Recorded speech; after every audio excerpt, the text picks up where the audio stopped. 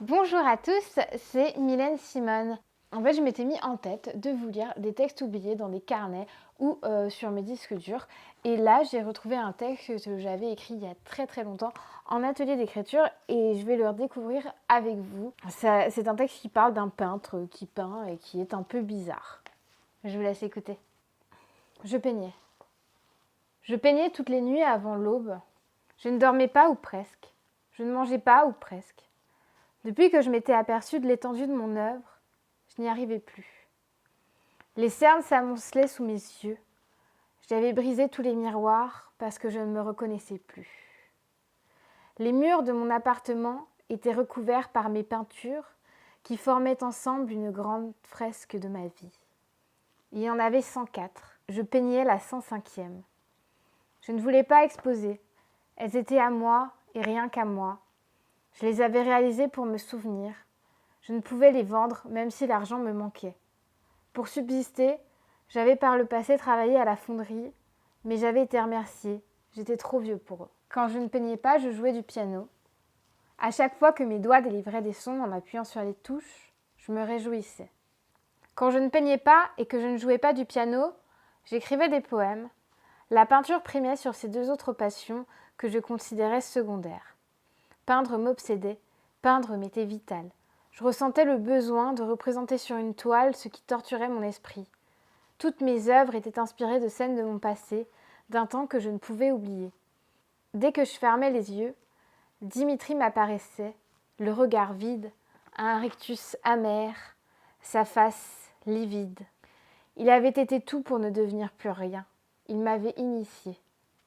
Au début, j'avais culpabilisé, probablement à cause de mon éducation, puis j'avais laissé tomber cette culpabilité pour mieux me concentrer sur les tâches qu'il m'avait dévolues.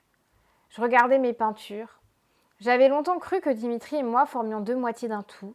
Je l'avais cru aussi, dès les premiers jours qu'il revint après ce que je lui avais fait. Je l'aimais, mais je devais mettre un terme à cette histoire. Je ne pouvais risquer chaque jour de passer ma vie derrière des barreaux. Quand la pointe de mon couteau avait traversé son foie, il avait crié. Quand la pointe de mon couteau avait traversé son cœur, son regard vide s'était figé. Aujourd'hui, j'implorais son pardon. Nous avions commis trop de méfaits ensemble, je n'y voyais plus aucun sens. Quand je le revis dans sa nouvelle enveloppe, il fit semblant de me comprendre. Je vis la rancœur en lui. Il m'empêchait de dormir en hurlant toute la nuit contre mes oreilles. Il arrachait ma couverture.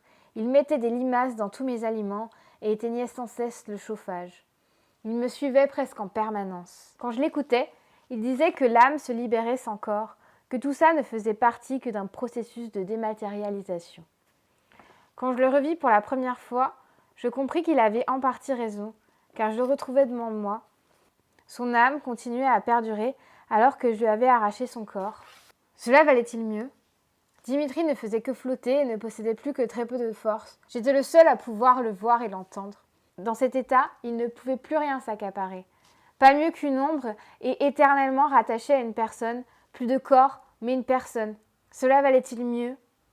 Comment avais-je pu participer ? La dernière toile de ma fresque était presque terminée. Je mis une dernière touche de rouge sur la toile le représentant lui, ma dernière victime. J'accrochai la toile sans attendre qu'elle ne séchât. 105 regards étaient désormais braqués sur moi. Voilà, cette vidéo est terminée. J'espère que cette histoire t'a plu. Tu peux retrouver d'autres histoires sur ma chaîne dans la playlist texte. Je te souhaite une bonne journée. Si tu écris, écris bien. Et si tu lis, lis des livres. Et sinon, profite de la vie. Bonne journée et à bientôt.